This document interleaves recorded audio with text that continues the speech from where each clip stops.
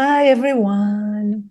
I'm really excited and honored to introduce my guest today, Niva Lev, to all of you. And, I want to make these podcasts or these videos these days to inspire.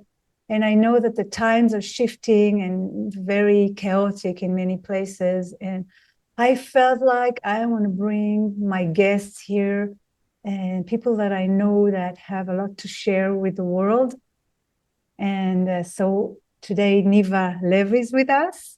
And I don't know how to introduce her because she's such a wow personality. So I will let you introduce yourself, Niva. Hi, Michal. Hello, everyone. So I am Niva. I know Michal for many, many, many, many years. And as for myself, it is true that I'm a little bit multitask lady. I started my professional life as an actress. Then I switched to high-tech industry. I was working as a computer programmer and a teacher, and also I had my own company, software company. And then I was doing a lot of translation for various languages. And in the last 20 years, I'm a therapist. I study therapy and I'm working with people, individuals, both individuals and groups. And I'm really, really honored to be here. Wow, Niva, I mean, the way she introduces herself is very, very humble. But, I know Niva for many years. And for me, she's an example for someone who whose journey is so inspiring. Um, Coming from darkness to light. I feel like many of us, we come to this world. It's like a game coming to this life. Everybody receive a package of issues to work with, and all these issues make us forget who we truly are.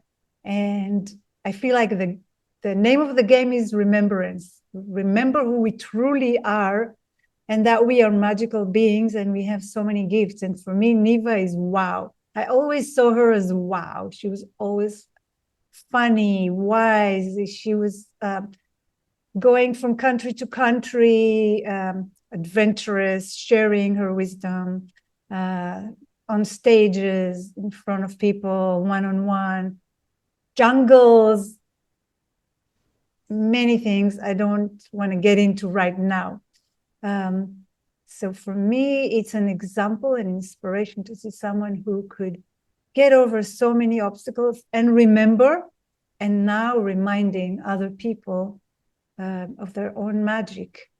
And so a question that I'm asking almost anyone is, you're in a country of war, and there are all this. I mean, how do you hold your light? What do you do to stay centered and to keep your candle lit? Wow. Well, so for me, I think I will begin by saying that as a matter of principle, I find it uh, like a way of life that everything on the outside is a reflection of the world inside. So everything that happens outside of us keeps changing, and the waves are going up and down, and things get better, and then they get worse, and then they get better again, and then they get worse again. And throughout these storms, there is always an inner peace inside of us that is always stable, that is not changing. And once we can focus on that inner center, then we are in a safe place, in a safe zone. And it doesn't matter what happens outside of us, we can always keep ourselves both safe and even content, even in a place of joy. I don't know if happiness is a big word, but in a place of joy, of accepting. So I was born here like you, and we've known throughout the years many crises and many wars, I've been in so many wars as a child and as a grown up. I didn't fight in the war. I was a soldier. I was in the army, but I wasn't fighting. But I was living and exposed to the horrors of war many, many times. And all these times, it always fascinated me. How can people find any reason important enough to kill other people for? I mean, what can be so important that will legitimize you going out there and killing other people? It's just unfathomable. So for me, I find it interesting these days even more than in other times, because this war is so lengthy and it doesn't stop and it goes on and the chaos is so unimaginable that I find it even a stronger reason to focus inside, and I don't get involved in all the stuff that goes outside. Luckily, I have to say I'm so lucky that I don't have a close relative from my family or friends that died in this war or was wounded. So I am a little bit privileged. But still, I take this privilege as a way of practicing my inner center. And if I can teach this to other people, if anybody is willing to listen, stay away from everything that's external, because it's not real. It will change. It is not trustworthy. And just focus on your inner center inside of you, where there is so much peace, like a lake of peaceful water. So be there. Yeah, it brings to mind a friend of ours that has cancer, because I was thinking, well, we are privileged because none of our family got hurt. We do have friends that got hurt. But I'm thinking, but what can you tell to people who are sick or wounded? Can you say the same thing? But then I remembered we have a mutual friend who has very difficult, lung and brain cancer. And this person just sang his way to recovery against all odds. He got this cancer. He was diagnosed the same time as my brother. My brother didn't survive. And he had it even worse than my brother, but he was just singing all the time. He started, even when he woke up from the anesthesia. Mm-hmm. So I didn't think about it this way, but this brings me, you also sing. We didn't say that. You're a musician. Anyway, you have records. So this brings me right to this question about using creativity and our voices and art as a savior, as something that we have inside to lean upon. Yeah, it's a tool. So the one thing that governs our destiny is our consciousness. And consciousness is really an interesting phenomenon because we don't know where it resides in our body. We don't know. It's not physical. It's not spiritual. It's not intellectual. It's just like the sum up of our understandings and life experience and insights and whatever we understood from this life that is composing our consciousness. And consciousness is an expanding thing. You can expand it. And I think that creativity is part of our consciousness. It's actually a tool that allows us to express our understandings, our consciousness, our intuition, our love, our joy of life. Our entire life story can be expressed through various types of art. And I think like this friend of ours is so interesting because he was really on a deathbed. He was literally dying. And he's a poet. He's just singing, he's writing poetry and he's reciting it. And then he started to sing it. And then I remember I told him, don't ever stop singing and writing poetry because this is keeping you alive. And you can see that through his poetry, his joy of life is emanating. And the first person that hears this poetry is he himself, because he's reciting it to himself. And then he's singing it to his own cells, his own both sick and healthy cells. He's singing his poetry and reciting his poetry, and they hear that too. And I think when you take this shift of attitude from this attitude of, oh my God, I'm dying, I'm so sad, this is so terrible, and you really put your focus on, wow, this life is such a gift. I am so grateful for this life. And here I am singing the glory of this life. And here I'm getting healthy. And my life is happy with me. It's not so much that I'm happy with life. My life is so happy that I am happy, that is becoming healthy. You know, all my cells are so joyful. And I think it's an example. It's such an inspiring example. So art in its different forms, it doesn't matter how one is expressing themselves, as long as you express yourself and share. I think art is also a way of communication. So you're not alone in your misery or in your illness or in your depression. You're not alone. You're sharing, you're opening it. So by sharing, you get better.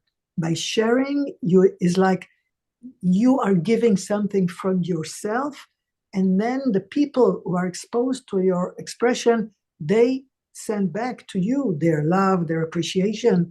And this is also a healing power. Our healing power is unbelievable.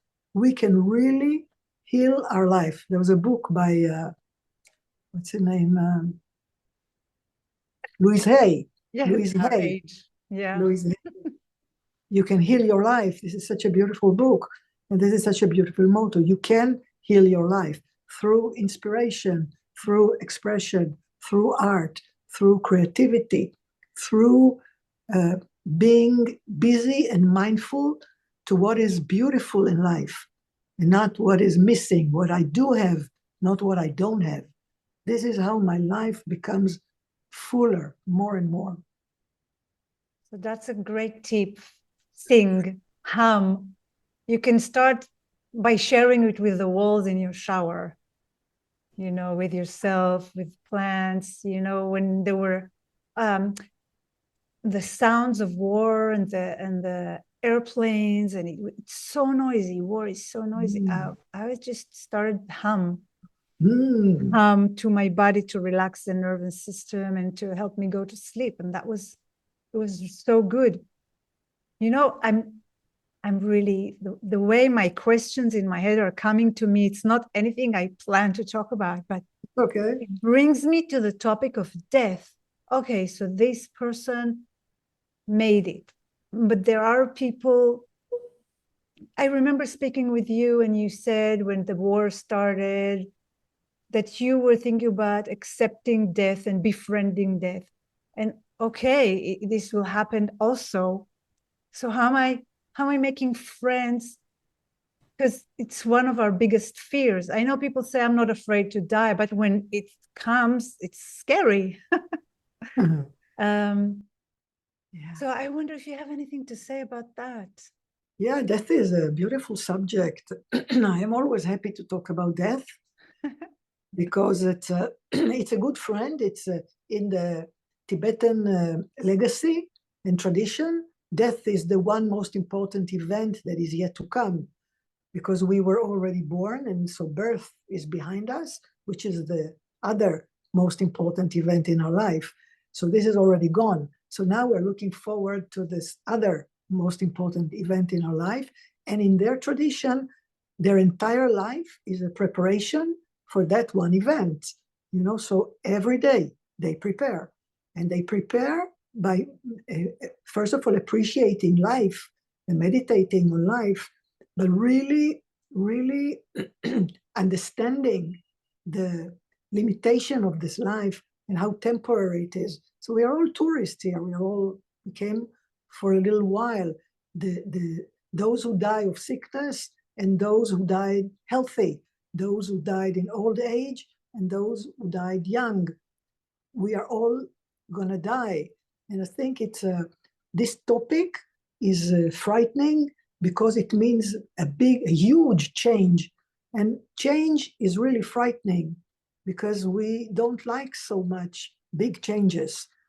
But this change is coming. We don't know what's going to happen to us after we die. I don't know. I have no idea. So for us, it's like a black box. We don't know what's behind life. And by fearing life, many times, by fearing death, many times we are avoiding life. And I feel that by befriending death, I can befriend life.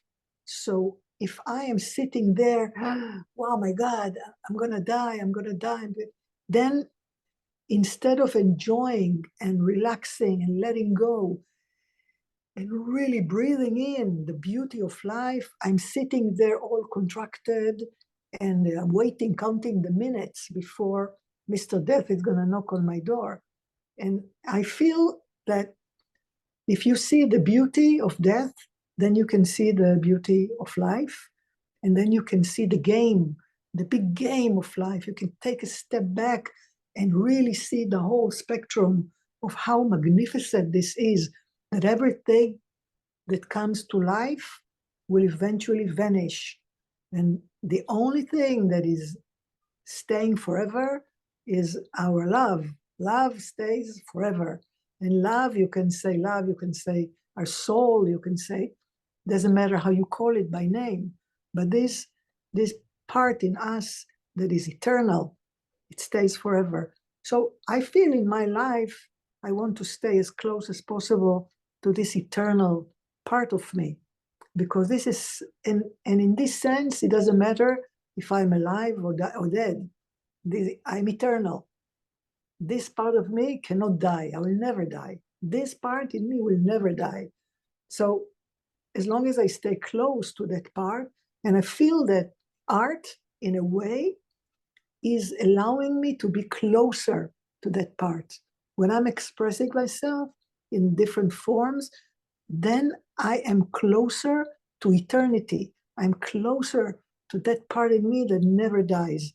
So this is another reason why it is so beautiful to create. And also creativity is a little bit like playing God, because God is also God in, doesn't matter what is the meaning of the word to you, but there is a creator, and this creator was so creative that he created this world. And now we can, in our world, we can create also something that, like this world is so beautiful and diverse, we can also create something that is so beautiful and diverse.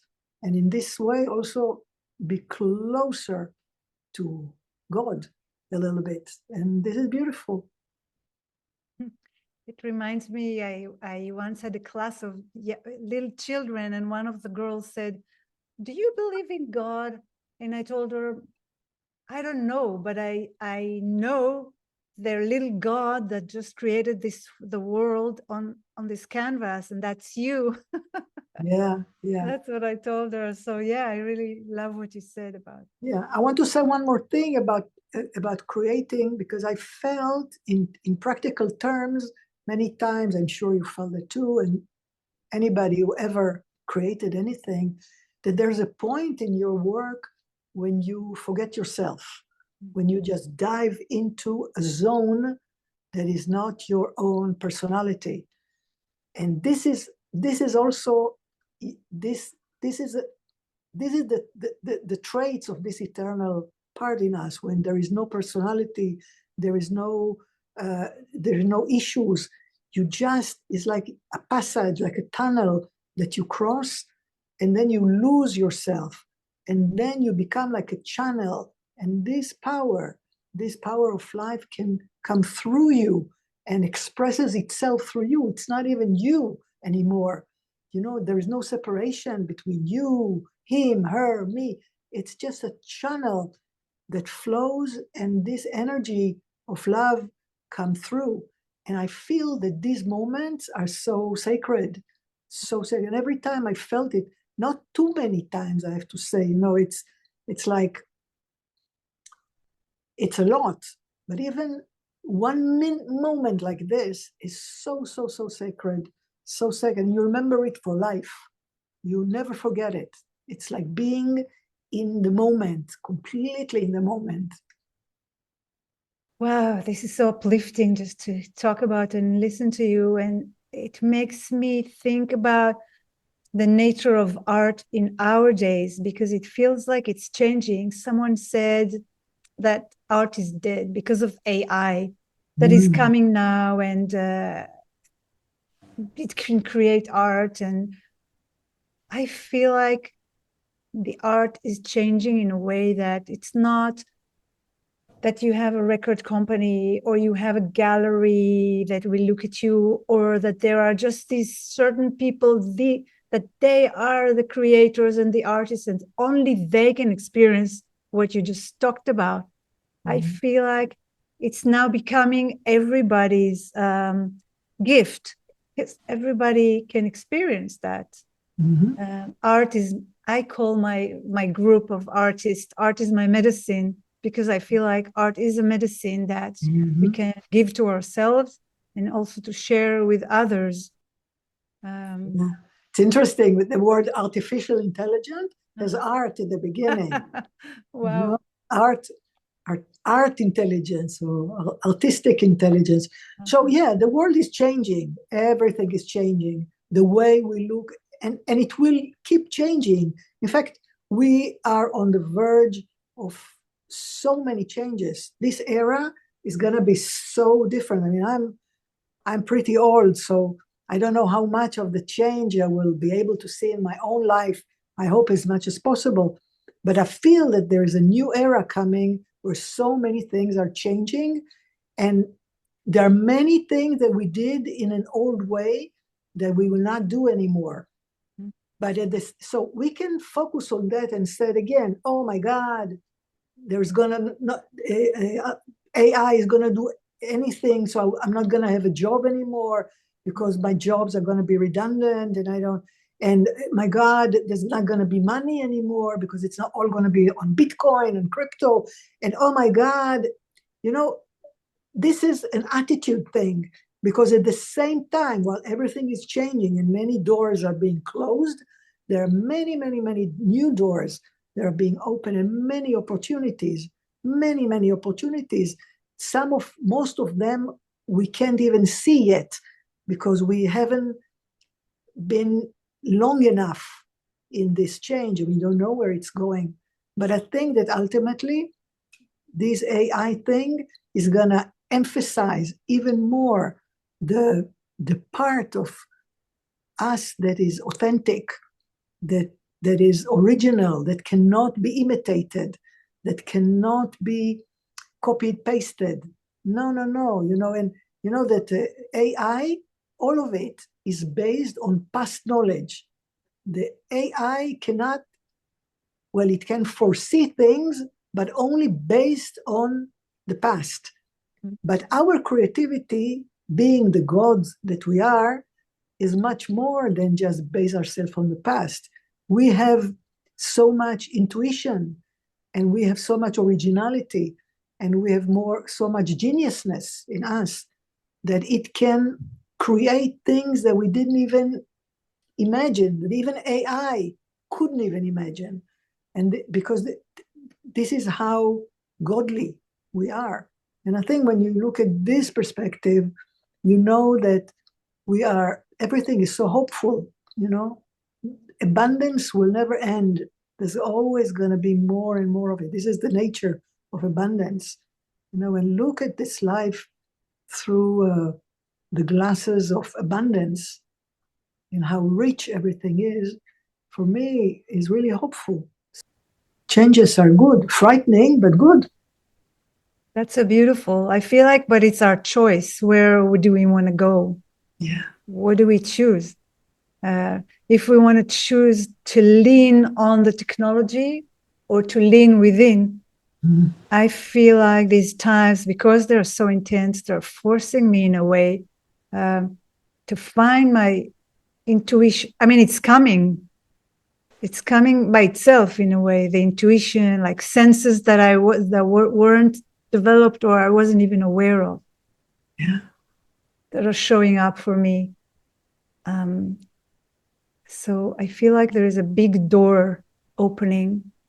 Yeah. And it's my choice if to go there or not, like to the greater self or to who we truly are that Yeah. we were trained to believe is very small, that we were born from a sin and we're small and insignificant.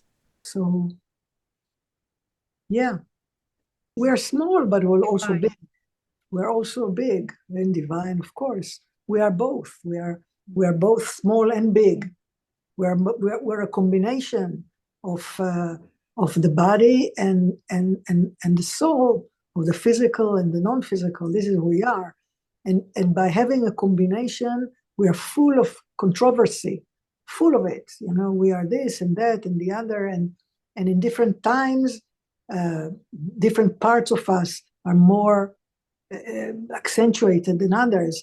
And I feel that to accept this controversy of ourselves as everything and nothing at the same time is, is part of the game of life, to really make peace. This is, for me, this is the, I don't know, the most important is to accept that I am both everything and nothing, and to not be afraid of either one, to know that I am nothing. And in this sense, it's such a relief to be nothing. Ah, I don't have to, I don't have to take care of this world. I am nothing. I'm just a, speck of sand.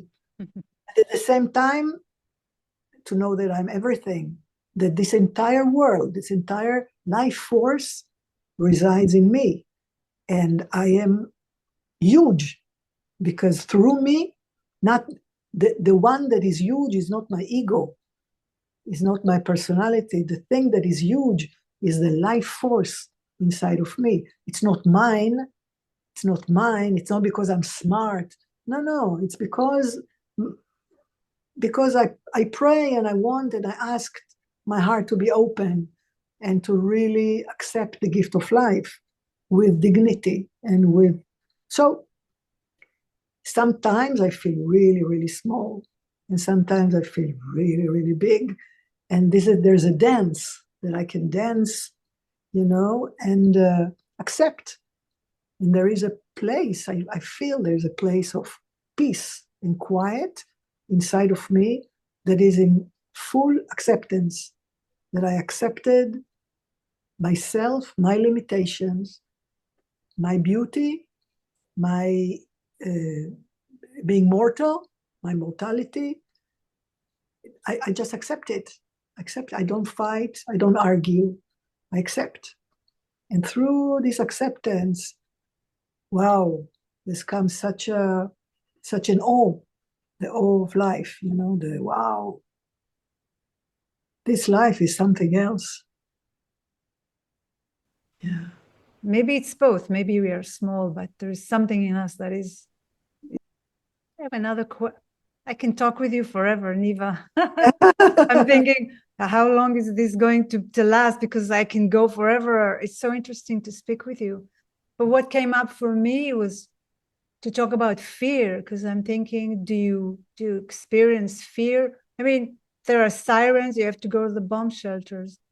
There are people who get hurt.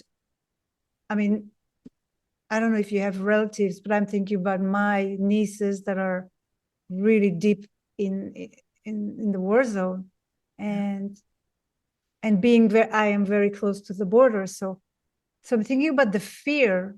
Is it my brain just trying to scare me? How do you look at fear, and what do you do with this fear? Well, I when I have fear, I experience fear. I accept. I accept fear. What I do with fear is that I work with it. I think the most important thing for us is to feel that we are helpless. This is the biggest fear, that there's nothing we can do, that this thing is going above our head. I mean, this airplane and this bomb, there's nothing you can do. And these sirens, that when they go off, it's like there's nothing you can do. So, but then I ask myself, is it true that there's nothing you can do? And myself is answering, no, no, you can do.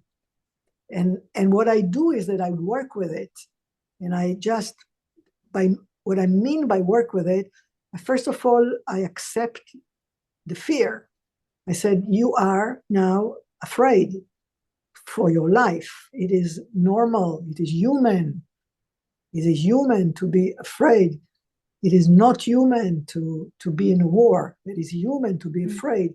So be afraid. Accept your fear as a sign of life, as a sign of your longing for life, as a sign for your high understanding of where you want to be and where you don't want to be.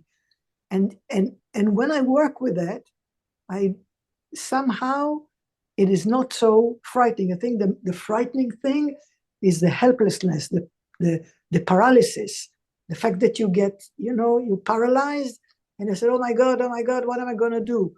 But when you defreeze this by working with that, and by talking to that, and by allowing yourself to have all the emotions that you have without fighting or arguing, then slowly, this fear can subside. And I can tell you that at the beginning of the war, the fear was really excruciating. And I was afraid that someone is going to knock on my door with a, whatever, rifle or whatever, or a knife, and is going to, just massive murder me, kill me just for being here, for being a Jew, for being Israeli. And there was a friend of mine who left the country in these days, and she asked me if I want to come with her. And I said, let me sit on it. I'm going to ask myself.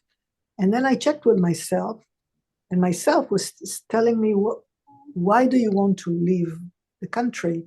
And I said, well, because I'm afraid that someone is going to kill me.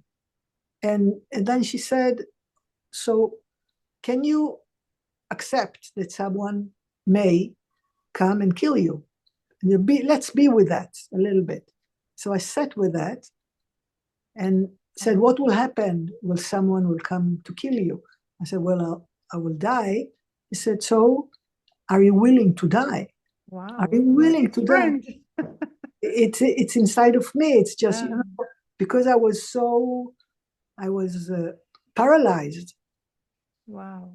And this myself, she said, so you are going to die anyway, right? So just accept the possibility of dying, and you will not be, does it matter how you die? To the dead person, does it matter how he died?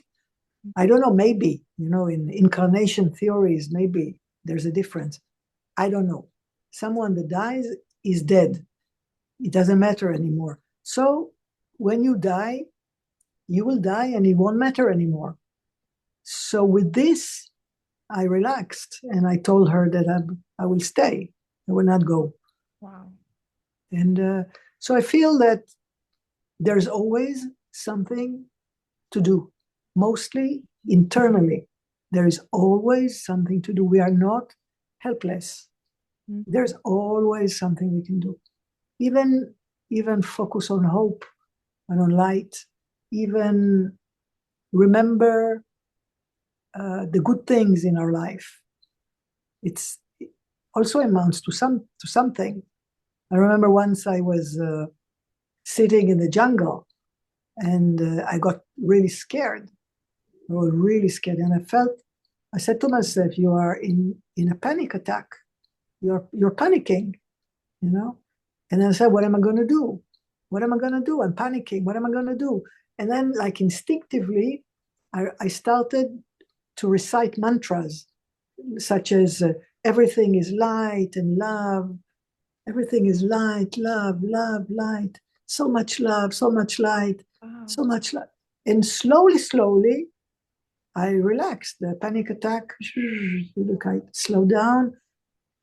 And then I could breathe again, So Fear, panic is just a temporary storm that tries to rob us from our inner resources. But we have resources, so we can use them, and then we're okay. Wow, this is amazing, Niva. Thank you so much. You're welcome, Michali. Wow. It's so beautiful and so deep. Is there anything, because I mean, I can really do go and I have so many things to say and ask, but so maybe if there's something you want to share or something that you would like to say. Yeah, we are all energy beings, and as energy beings, we are really, really beautiful. We are engineered for love. We are built for, meant for love. You know, this is our inner perplexity. This is who we really are. This is the raw material we are all made of. So I think finding ways to express love, to open up our hearts, and to be grateful for whatever we received in this life. And each one of us received something, more than something. We are all very, very fortunate. So to really count our blessings and really be in touch with the gifts of life that we've been given so generously. Being grateful is a great tool. Really, being grateful is amazing. To say thank you, just thank you for whatever is so, so uplifting, you know. And when in times of distress, you can say thank you that you are alive to hear the airplanes above your head, because you could be dead, you could be deaf, and you wouldn't hear those airplanes. So it's a gift too, you know, hearing the sounds of airplane. It's a gift. Yeah, there's so many gifts, and each moment we can turn it upside down. You know, we can take any curse and turn it into a gift, because there are always two sides to anything, to everything. So I'm grateful to have you in my life. It's always such a joy to talk to you, because it's like we share a lot of the, you know, the understandings and the values and the beliefs, and we go like next to each other for so many years. And I see you grow, and I see you expand, and then you see me grow, and you see me expand. And I feel this is the beauty of life, to see our own growth and to see the growth in other people around us. This is so inspiring. Thank you. Wow, thank you so much, Niva.